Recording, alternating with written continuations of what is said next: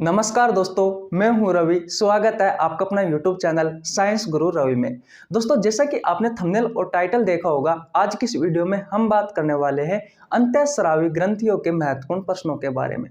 दोस्तों, इस वीडियो में लिए हुए सभी क्वेश्चन इंपॉर्टेंट और सिलेक्टेड है और दोस्तों सभी प्रतियोगी परीक्षाओं को ध्यान में रखते हुए दोस्तों यह वीडियो बनाई गई है। दोस्तों, अगर आप हमारे चैनल पर नए आए हो तो मैं आपको बता दूं, मैं बायोलॉजी की चैप्टर वाइज MCQ करवाता हूं। अब तक मैंने ब्लड, प्रजनन तंत्र, उत्सर्जन तंत्र, श्वसन तंत्र, तंत्रिका तंत्र, पाचन तंत्र आदि की MCQ सीरीज करवा रखी है। अगर आपको हमारी वीडियो देखनी है तो आपको नीचे लिंक डिस्क्रिप्शन में मिल जाएगा, आप जाकर चेकआउट कर सकते हैं।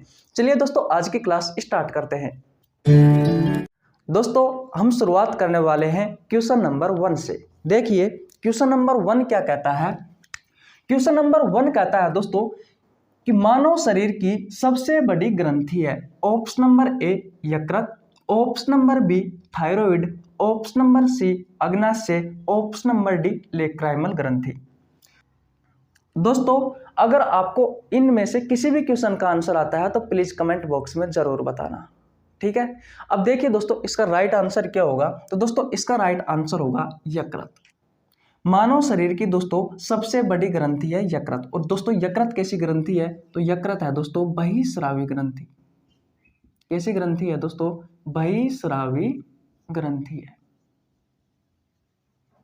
दोस्तों एक्चुअली में ग्रंथि को दोस्तों 3 भागों में बांटा हुआ है, अंतःस्रावी ग्रंथि, बहिस्रावी ग्रंथि और दोस्तों मिश्रित ग्रंथि। तो दोस्तों आपकी जो यकृत ग्रंथि है ये एक बहिस्रावी ग्रंथि है और दोस्तों ये मानव शरीर की सबसे बड़ी ग्रंथि है। दोस्तों अगर थायराइड ग्रंथि की बात करो दोस्तों तो यह एक अंतःस्रावी ग्रंथि है।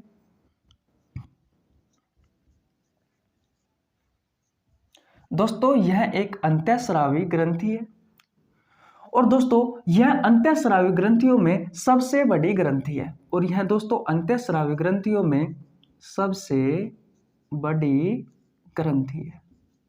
कंफ्यूज होने वाले क्वेश्चन है दोस्तों, लेकिन आपको विश्वास दिलाता हूं, अच्छे से याद करा दूंगा। दोस्तों अग्नाशय की बात करूं तो दोस्तों अग्नाशय जो ग्रंथि है ये एक दोस्तों मिश्रित ग्रंथि है। मिश्रित ग्रंथि का मतलब क्या हो गया दोस्तों कि ये एंजाइम भी त्यागती है, ये रस भी त्यागती है और दोस्तों हार्मोन का निर्माण भी करती है। इन तीनों का निर्माण करती है, इसलिए दोस्तों इसे मिश्रित ग्रंथि कहा गया है। और दोस्तों मिश्रित ग्रंथि कौन सी है, अग्नाशय ग्रंथि है। लेक्राइमल ग्रंथि की बात करो दोस्तों तो यह एक बहिस्रावी ग्रंथि है। यह एक बहिस्रावी ग्रंथि है और दोस्तों बहिस्रावी ग्रंथियों में सबसे छोटी ग्रंथि है। बहिस्रावी ग्रंथियों में दोस्तों सबसे छोटी ग्रंथि है। बहिस्रावी ग्रंथियों में दोस्तों सबसे छोटी ग्रंथि है। दोस्तों आशा करता हूं ये क्वेश्चन आपको अच्छे से समझ में आ गया होगा। अगर नहीं आया है तो कोई बात नहीं, आप हमारे चैनल को सब्सक्राइब कीजिए, तब तक मैं आपका एक बार और रिवीजन करवा देता हूं।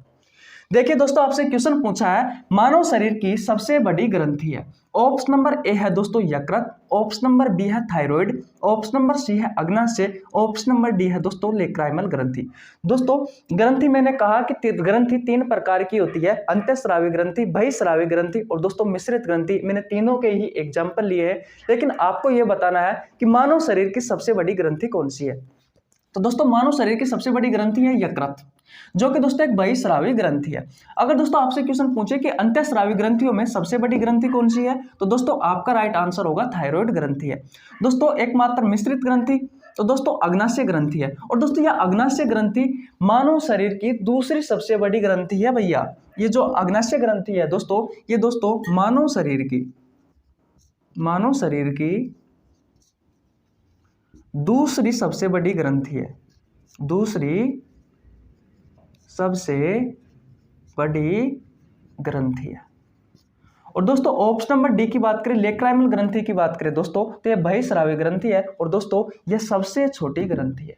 दोस्तों यह सबसे छोटी ग्रंथि है। बहिस्रावी ग्रंथियों में दोस्तों सबसे छोटी ग्रंथि कौन सी है, लेक्राइमल ग्रंथि है। ये दोस्तों कहाँ पाई जाती है, ये आंख में पाई जाती है।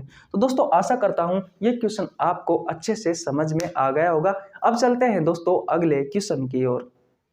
दोस्तों अब बात करते हैं हम क्वेश्चन नंबर 2 पर। आइए देखिए क्वेश्चन नंबर 2 क्या कहता है। क्वेश्चन नंबर 2 कहता है दोस्तों कि अंतःस्रावी ग्रंथियों में सबसे बड़ी ग्रंथि है। दोस्तों पिछला क्वेश्चन था कि मानव शरीर की सबसे बड़ी ग्रंथि है, और दोस्तों ये वाला क्वेश्चन है अंतःस्रावी ग्रंथियों में सबसे बड़ी ग्रंथि है। ऑप्शन नंबर ए थायराइड ग्रंथि, ऑप्शन नंबर बी पीनियल काय ग्रंथि, ऑप्शन नंबर सी पीयूष ग्रंथि, ऑप्शन नंबर डी कोनी। दोस्तों आपका जो राइट आंसर होगा वो होगा ऑप्शन नंबर ए थायराइड ग्रंथि। दोस्तों थायराइड ग्रंथि है यह अंतःस्रावी ग्रंथियों में सबसे बड़ी ग्रंथि है।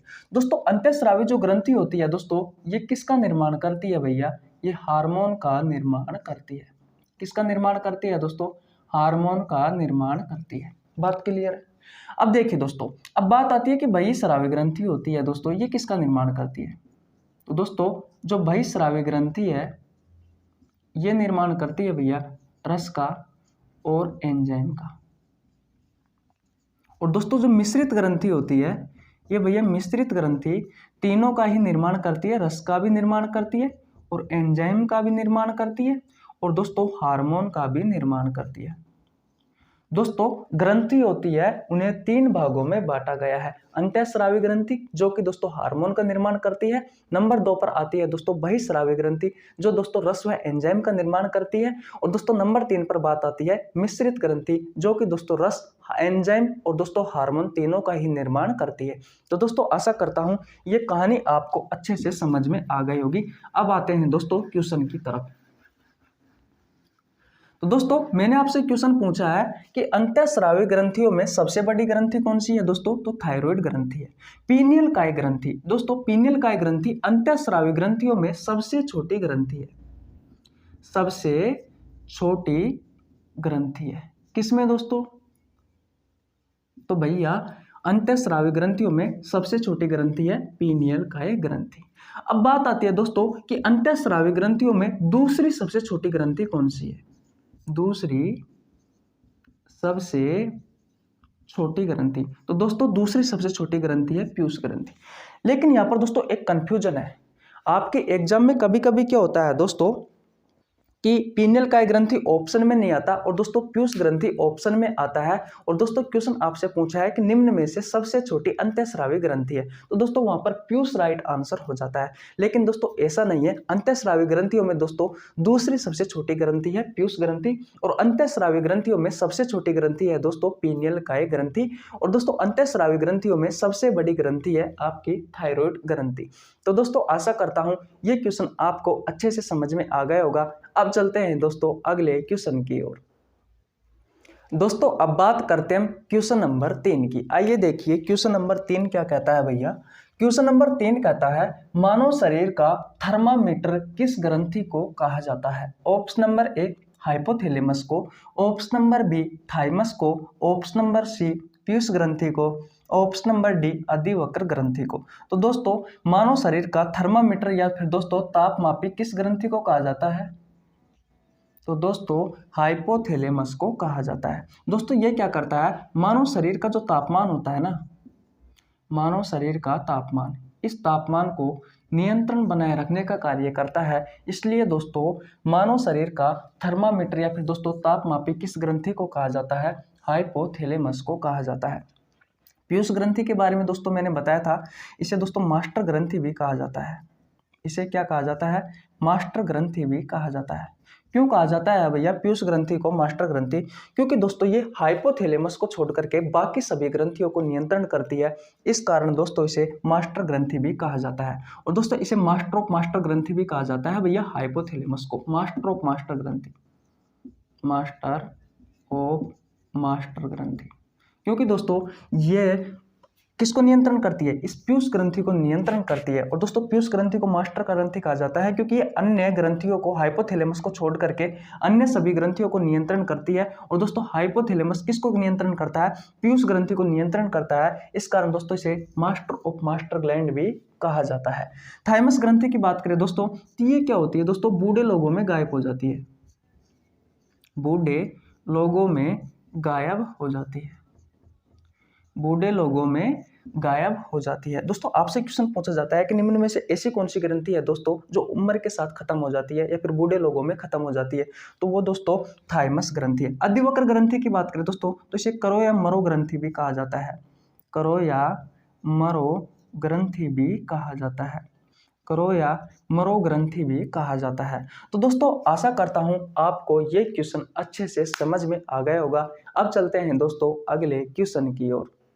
दोस्तों अब बात करते हैं क्वेश्चन नंबर 4 की। आइए देखिए दोस्तों, क्वेश्चन नंबर 4 कहता है दूध बनाने वाली ग्रंथि है। Option number A sweating gland, option number B memory gland, option number C lacrimal gland, option number D salivary gland.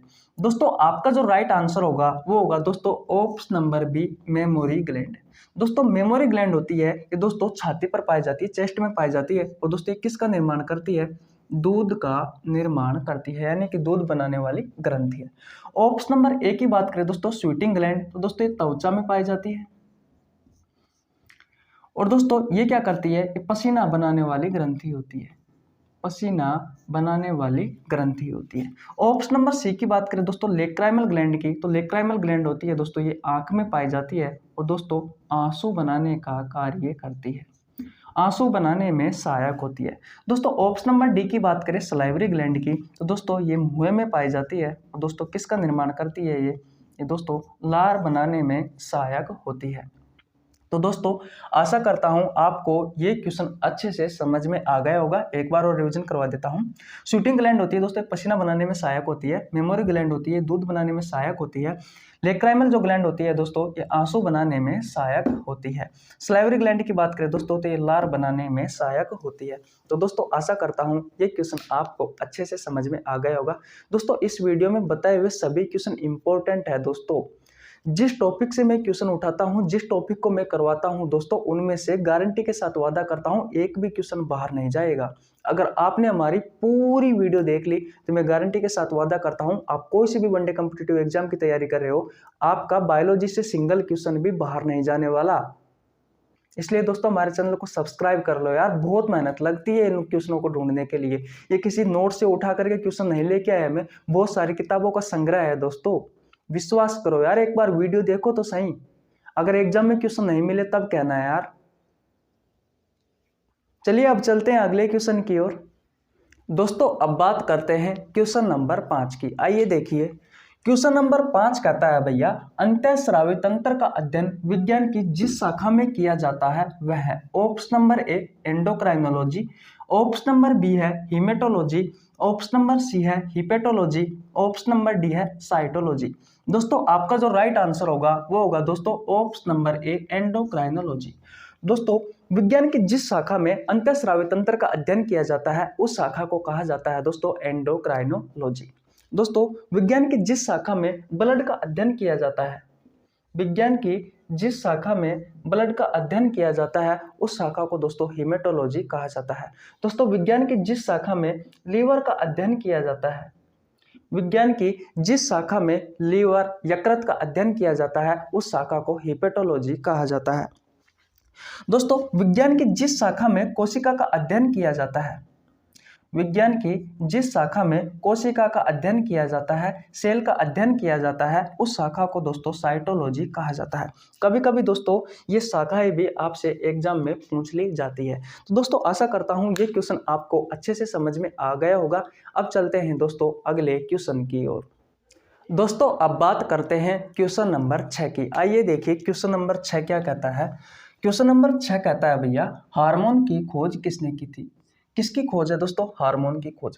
सबसे पहले दोस्तों आपको यह पता होना जरूरी है कि अंतःस्रावी जो ग्रंथि होती है दोस्तों, अंतःस्रावी ग्रंथि होती है, इस अंतःस्रावी ग्रंथि दोस्तों हार्मोन का निर्माण करती है। किसका निर्माण करती है दोस्तों? हार्मोन का निर्माण करती है। दोस्तों हार्मोन की खोज किसने की थी? तो दोस्तों ऑप्शन नंबर ए है आपका H Starling, option number B है Antony van Leeuwenhoek, option number C है Robert Hooke, option number D है कोनिग। तो दोस्तों इनमें से आपका जो राइट आंसर होगा दोस्तों वो होगा option number A H Starling. दोस्तों एच स्टार्लिंग ने हार्मोन की खोज की थी, और दोस्तों कब की थी? सन 1902 में की थी। कब की थी दोस्तों? सन 1902 में की थी। पहला खोजा गया हार्मोन दोस्तों कौन सा है? पहला खोजा गया हार्मोन है दोस्तों सेकेरेटिन। पहला खोजा गया हार्मोन कौन सा है दोस्तों? तो सेकेरेटिन हार्मोन पहला खोजा गया हार्मोन है। ऑप्शन नंबर बी की बात करें दोस्तों तो एंटोनी वॉन लीeuwenhoek, इन्होंने दोस्तों जीवाणु की भी खोज की थी। किसकी खोज की थी? जीवाणु की भी खोज की थी और दोस्तों आरबीसी की भी खोज की थी, रेड ब्लड सेल्स, जो कि दोस्तों ब्लड का एक भाग है। ऑप्शन नंबर सी की बात करें दोस्तों, रोबर्ट हुक। रोबर्ट हुक ने आपको पता है 1665 में किसकी खोज की थी दोस्तों? कोशिका की खोज की थी। किसकी खोज की थी दोस्तों? कोशिका की खोज की थी। तो दोस्तों आशा करता हूं ये क्वेश्चन आपको अच्छे से समझ में आ गया होगा। अब चलते हैं दोस्तों अगले क्वेश्चन की ओर। दोस्तों अब बात करते हैं क्वेश्चन नंबर 7 की। आइए देखिए क्वेश्चन नंबर 7 क्या कहता है। क्वेश्चन नंबर 7 कहता है निम्न में से अंतःस्रावी ग्रंथि नहीं है। दोस्तों होता क्या है, इस प्रकार के क्वेश्चन भी अक्सर आपको एग्जाम में देखने को मिल जाते हैं। आपसे क्वेश्चन पूछा है दोस्तों कि ये आपको 4 ऑप्शन दिए हुए हैं, इनमें से पूछा है कि अंतःस्रावी ग्रंथि नहीं है, यानी कि अंतःस्रावी ग्रंथि नहीं होनी चाहिए। ऑप्शन नंबर ए है थायराइड, ऑप्शन नंबर बी है पीनियल काय ग्रंथि, ऑप्शन नंबर सी है पीयूष ग्रंथि, ऑप्शन नंबर डी है यकृत ग्रंथि। तो दोस्तों मैंने आपको बताया था कि यकृत जो ग्रंथि है दोस्तों, यह एक बहिस्रावी ग्रंथि है। कैसी ग्रंथि है दोस्तों? बहिस्रावी ग्रंथि है। और दोस्तों मैंने आपको यह भी बताया था कि यह यकृत मानव शरीर की सबसे बड़ी ग्रंथि है। दोस्तों मैंने आपको बताया था कि यकृत होती है ये मानव शरीर की सबसे बड़ी ग्रंथि है। दोस्तों अंतःस्रावी ग्रंथियों में मैंने आपसे बताया था दोस्तों कि सबसे बड़ी ग्रंथि है ये वाली थायराइड ग्रंथि, सबसे छोटी ग्रंथि है दोस्तों पीनियल काय ग्रंथि। और दोस्तों मैंने आपको यह भी बताया था कि जो पीयूष ग्रंथि होती है दोस्तों, ये दूसरी सबसे छोटी ग्रंथि है। दूसरी सबसे छोटी ग्रंथि है किसमें दोस्तों? अंतःस्रावी ग्रंथियों में। तो दोस्तों ये तीनों तो हो गई अंतःस्रावी ग्रंथि, दिख तो रहा है ना आपको, ये तीनों तो हो गए दोस्तों अंतःस्रावी ग्रंथि। और दोस्तों यकृत हो गई हमारी बहिस्रावी ग्रंथि। तो दोस्तों आपका राइट आंसर कौन सा होगा? ऑप्शन नंबर डी यकृत हो जाएगा। तो दोस्तों अगर आपको हमारी वीडियो अच्छी लग रही है दोस्तों तो एक लाइक तो ठोक ही सकते हो और कमेंट बॉक्स में प्लीज कमेंट कर देना, ठीक है? कर सकते हो इतना साग तो यार, तुम्हारा भाई हूँ छोटा यार, इतना साग तो कर ही दो। चलिए दोस्तों अब चलते हैं अगले क्वेश्चन की ओर। दोस्तों अब बात करते हैं क्वेश्चन नंबर 8 की। आइए देखिए क्वेश्चन नंबर 8 कहता है दोस्तों कि जो हार्मोन प्रोटीन के बने होते हैं उन्हें कहा जाता है। Option number A peptide hormone, option number B steroid hormone, option number C दोनों, ऑप्शन नंबर डी कोई नहीं। तो दोस्तों आपका जो राइट आंसर होगा वो होगा option number A peptide hormone. दोस्तों जो पेप्टाइड हार्मोन होते हैं ये दोस्तों किसके बने होते हैं दोस्तों? ये होते हैं भैया प्रोटीन के। किसके बने होते हैं दोस्तों? प्रोटीन के बने होते हैं। ऑप्शन नंबर बी की बात करें दोस्तों स्टेरॉइड हार्मोन। स्टेरॉइड हार्मोन होते हैं दोस्तों ये फैट के यानी कि वसा के, और दोस्तों किसके बने होते हैं? स्टेरॉइड के बने होते हैं। एक्चुअली में दोस्तों होता क्या है, हमारे जो हार्मोन होते हैं ये हार्मोन 2 प्रकार के पदार्थों से मिलकर के बने हुए होते हैं, या फिर दोस्तों 2 प्रकार के होते हैं। एक होते हैं दोस्तों जो प्रोटीन से मिलकर के बने हुए होते हैं, उन्हें तो कहा जाता है दोस्तों पेप्टाइड हार्मोन, और एक होते हैं दोस्तों जो कि फैट या फिर स्टेरॉइड से मिलकर के बने हुए होते हैं, इन्हें कहा जाता है दोस्तों स्टेरॉइड हार्मोन। तो दोस्तों आशा करता हूं ये क्वेश्चन भी आपको अच्छे से समझ में आ गया होगा। अब चलते हैं दोस्तों अगले क्वेश्चन की ओर। दोस्तों अब बात करते हैं क्वेश्चन नंबर 9 की। आइए देखिए क्वेश्चन नंबर 9 कहता है कि ग्रंथि कितने प्रकार की होती है। Option number A 2, option number B 3, option number C 4, option number D 5। दोस्तों आपका जो राइट आंसर होगा वो होगा ऑप्शन नंबर बी, यानी कि जो ग्रंथि होती है दोस्तों वो 3 प्रकार की होती है। दोस्तों सबसे पहले हमारे दिमाग में क्वेश्चन आता है कि भैया ग्रंथि की डेफिनेशन क्या होती है, एक्चुअली में ये ग्रंथि होती क्या है। तो दोस्तों मानव शरीर में ऐसा कोई अंग या फिर दोस्तों ऊतकों का समूह है जो दोस्तों रासायनिक यौगिक बनाए। क्या बनाए दोस्तों? रासायनिक यौगिक बनाए। रासायनिक यौगिक बनाए। और दोस्तों इस रासायनिक यौगिक को या तो अपने शरीर से बाहर निकाल दे, जैसे कि जो पसीना है, स्वेटिंग ग्लैंड होती है दोस्तों, वो पसीना को शरीर से बाहर निकालती है, या फिर दोस्तों किसी अन्य अंग में ट्रांसफर कर दे।